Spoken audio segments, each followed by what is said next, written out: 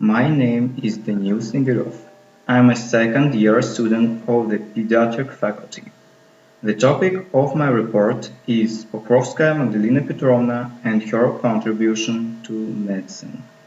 I decided to choose this doctor because thanks to her courage and bravery, she saved a huge number of lives. Now I'm ready to start. During the Second World War, bacteriologist Magdalina Pokrovskaya took part in the treatment of soldiers with infected wounds, and in peacetime developed vaccines, including anti-plague vaccine.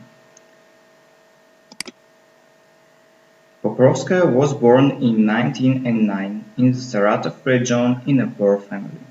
Despite the difficult conditions of the time, she was able to enter the Saratov Medical University.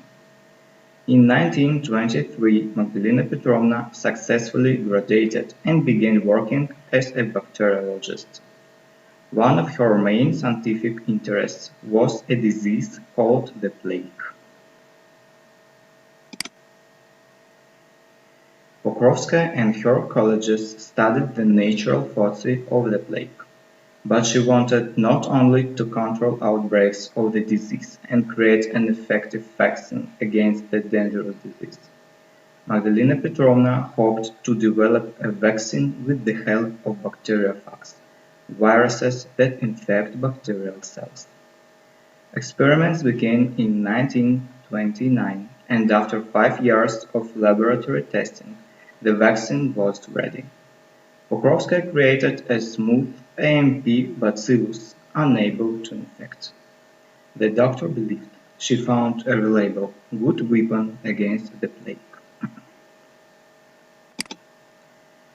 Animal tests were successful, but no one could have guessed what would happen if this drug was administered to a human. The vaccine could be potentially dangerous, as it was made from weakened strains, not from killed ones. Magdalena Petrovna did not want to waste time on additional tests on monkeys and decided to introduce a sample of the vaccine to her. Her colleague, Dr. Ehrlich, volunteered to participate in the experiment with her. Almost on the day of the test, Pokrovskaya fell ill with the flu, but she decided to continue the experiment. She considered it an additional factor for testing the medicine she developed. If a weakened body copes, then a healthy one will definitely be able. In her interview, she said, "Honestly, I don't look like a suicide. I love life very much, and of course I wasn't a murderer. I did the experiment on myself and Dr. Ehrlich because I believed in AMP culture. I believed that I had found a reliable, good weapon against the plague." On March 8, 1934, Magdalena Pokrovskaya injected herself with the first dose of a leaf anti-plague vaccine.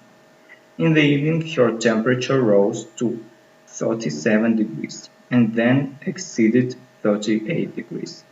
The large red spot at the injection site grew by the hour, but she continued the experiment. The next morning, the fever was down. There was only weakness and slight pain at the injection site. On March 17, she was given a second dose of the vaccine, and Dr. Ehrlich was given the first. The experiment ended with a grandiose success in the world of science.